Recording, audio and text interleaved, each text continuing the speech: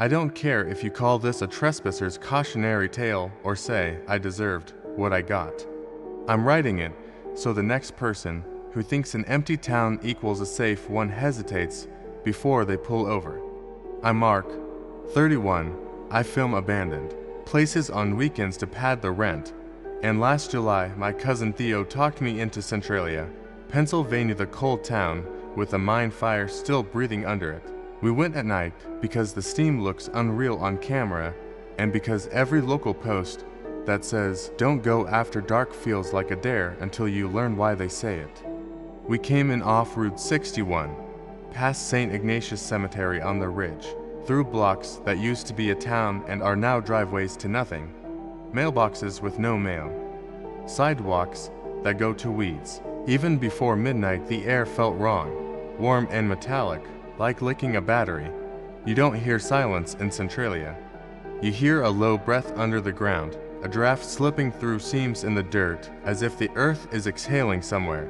You can't see. We parked on a pull-out off Burnsville Road, killed the headlights, let our eyes adjust. Theo set a timer 30 minutes in, out. If I taste metal we run, he said, and I told him not to lick the rocks. We followed a cracked strip of old pavement until it simply wasn't there anymore, replaced by buckled ground with tufts of grass that never should have agreed to live there. 10 minutes in, we found a waist-deep test pit ringed with plywood, warm air rising out of it like breath from a sleeping dog. Someone had driven a rebar stake into the dirt and zip-tied a Harbor Freight work light to it. The cord ran into the brush. That was the first detail that didn't fit. The light was clean, the lens undusted, the cord new, not the kind of thing you forget. We should have turned around. Instead we followed the cord because curiosity is a job you give yourself when you don't think about the exit plan. 40 yards through scrub oak, the brush opened onto a flat where the old road had caved and hardened into plates. There were 3 blue barrels with the labels scuffed off, 2 shovels, a folded aluminum stretcher with fresh nylon straps, and a metal toolbox with the kind of stickers guys in garages collect. The smell there wasn't sulfur. It was hot rubber and something sharp that made the back of my throat sting. I said, out loud to nobody, township staging, like I could speak a harmless explanation into existence. Theo pointed to the barrels. The lid seam on one had bubbled black and flies were cooked into the ring like burnt sprinkles. Nobody staged that, he said. Voice small, I shut my light and just listened. An ATV engine coughed, then cut, low and close. Voices carried before the beam did, calm and practiced. 4, maybe 5, one woman, boots on rock. Not the drunken bravado of kids, the small talk of people who've done a thing enough times to be bored by it. A light bar painted the barrels into honest objects, swept the brush, caught the test pit's plywood ring, and stitched shadows across the ground like bars. The ATV rolled to a stop and the voices stopped with it. I counted breaths until counting felt louder than noise. A man said, 2 pulls, then we're gone. Another said, wind's right. The woman said, it better be. My throat burned last time. Someone laughed without a joke. Shapes moved into the light. Respirators pushed up on foreheads. Gloves. A long hook tool I didn't have a name for. Then someone wheeled in a steel cart with sides like a baker's rack. There was a tarp on it that didn't fall flat. Theo's hand found my sleeve and crushed. He didn't point. He didn't need to. The tarp twitched small, frantic.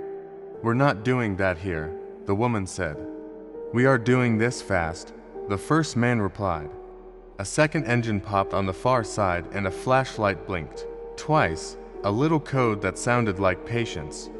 The ground under us sighed, a vent opening somewhere in the brush. Hotter now, meaner. My brain finally assembled the wrongness, the neat plywood ring, the new light, the sealed barrels, a stretcher with fresh straps, all sitting on a place where the earth gives back heat and air. This wasn't a dump site, it was an oven. Theo mouthed phone and I shook my head hard enough to hurt, because making a call from 20 feet away from people in respirators doesn't end with applause. He mouthed plates and I mouthed none. The ATV had no tag. Another shape stepped close. The hook tool slid under the tarp, and the thing beneath bucked with the kind of panic you never want to learn by ear. I did the stupid thing. I stood up. I didn't plan it. The part of me that understands the word watcher just failed. I came out of the brush with my hands up, voice wobbling. Hey, we're leaving. Wrong trail. Our bad. And a headlamp drilled my chest, pinning my heartbeat. To me, Theo stood a tick after, because stupidity likes company. The first man didn't reach for a weapon, he reached for my compliance. Phones, he said, gentle like a dentist. On the ground, we don't want trouble, I said.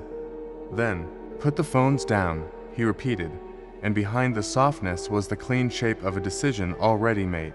The tarp shuddered again, and the woman hissed a word that tasted like metal. Theo did the smartest thing anyone did that night. He threw his phone as deep into the brush as he could.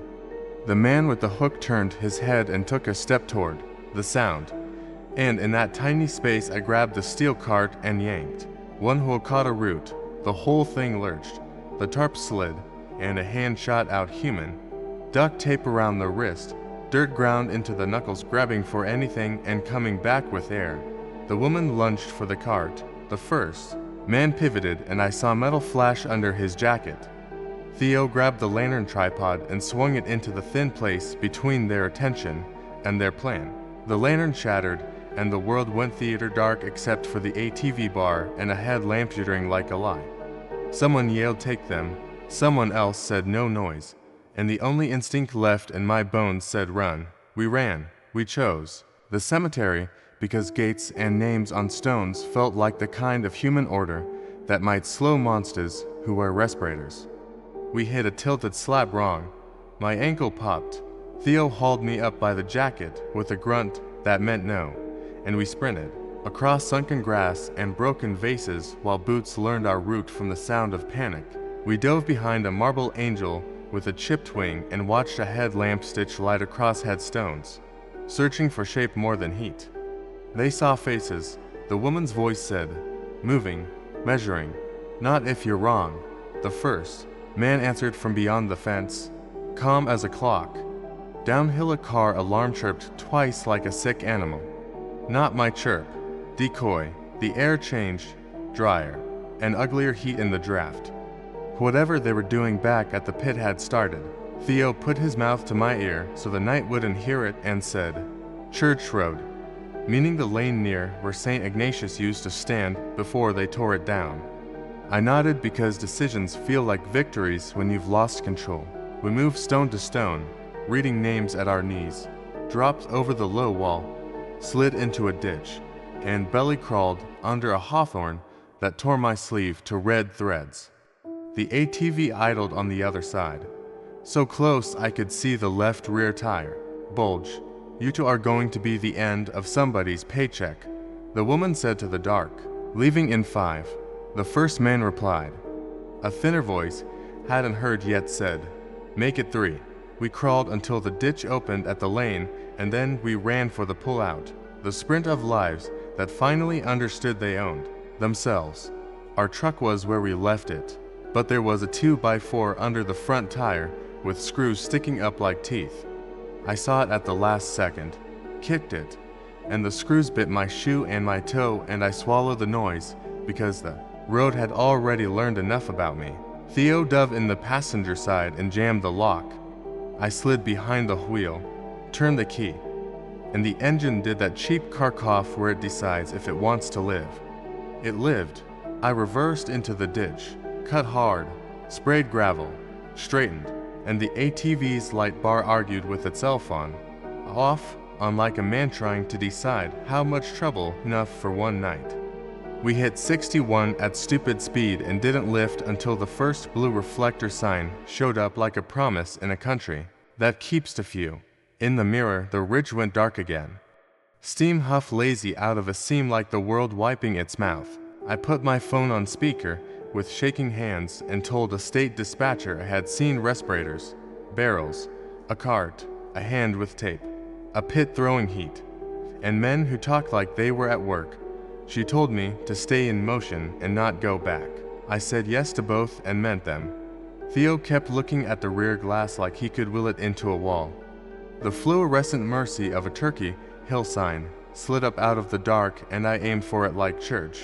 That's where I'm cutting this first part, because what happened belongs to statements and grid searches and a version of daylight that doesn't forgive anything. If you only take one thing from me, take this: when you see a new work, light in an old place and the ground is breathing, curiosity, brave, it's bait. The gas station clerk at Turkey Hill didn't ask why we parked under the brightest floodlight like moths with trauma. She just slid us to coffees on the house when my hand shook counting out singles. We sat there for 15 minutes with the engine on, facing the road, scanning every set of headlights like they were going to blink wrong. No ATV followed us, no black truck. That almost made it worse. The idea that they just let us go because they were that confident in their cleanup. At 2:37 a.m., a state trooper pulled into the lot. He wasn't responding to us, just a routine pass, but the moment he stepped inside for a soda, Theo was out of the truck and spilling the whole story. The trooper's face didn't change much, but his questions were sharp and specific. Respirators full or half? Were the barrels marked at all? Any of them open? How close to the old landfill site? When we described the test pit and the heat coming out of it, his jaw ticked like a clock gear. He told us to follow him to the barracks so we could write it down while it was fresh. We spent 2 hours in a beige interview room with 2 officers taking turns asking the same things in different ways. They didn't roll their eyes, didn't call it a ghost story, but they didn't tell us much either. Around dawn, an unmarked SUV pulled up outside. 2 guys in plain clothes came in, not cops, not dressed for mines, but with the posture of people who have clearance where most people don't. They wanted the exact coordinates. When Theo admitted we hadn't dropped a pin, one of them sighed like we'd failed a class. Still, they asked us to drive out with them, just a point. We didn't get 20 minutes down 61 before a call came through their radio. One of them cursed under his breath, then turned us around. They wouldn't say why, but I knew. Someone had gone back to clean. Fast. By mid-morning, we were told we could go home, but to keep this off social media for now. I told them we weren't that kind of stupid, but the truth was I wasn't sure what kind we were anymore. That night, I couldn't sleep. Every time I closed my eyes, I saw that taped wrist bursting from under the tarp. Around midnight, my phone buzzed. An unknown number. No caller ID. I let it go to voicemail. The message was 5 seconds of nothing, then a single word whispered, close to the mic, "Careful." I called Theo. He'd gotten the same call 10 minutes earlier. 2 days later, a small story ran in the local paper. Minor flare-up near old mine vent. Depth monitoring air quality. No mention of barrels. No mention of people. Theo wanted to let it drop. I tried. I lasted for days before I drove back in daylight, parking way outside town and walking in from the ridge. The plywood ring was gone. So was the work light. The dirt over the pit was fresh graded, still dark from a compactor. No barrels, no shovels, no stretcher. But 50 yards away, tangled in the brush, I found my phone, the one I'd thrown. Screen shattered, battery dead. I left it there. The last time I spoke to anyone official was 6 weeks later, when a man in a dark windbreaker knocked on my door without introducing himself. He didn't flash a badge, didn't need to either way. He looked at my street before speaking, told me he already knew everything. Still got that footage. He asked. I told him no. I deleted it in the parking lot of Turkey Hill while my hands shook so bad I almost dropped the phone. He nodded once, like that was the right answer, and said, "Good, keep it that way." He turned to go, then added, almost like an afterthought, "The ground in that town's been burning 60 years.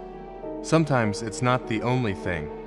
I locked the door after he left and stood there listening to my own heartbeat. That night, I put the camera in a box in the closet. I haven't filmed an abandoned place since, because the thing no one tells you is that the real fear isn't what you see in the dark, it's how fast the daylight can make it disappear.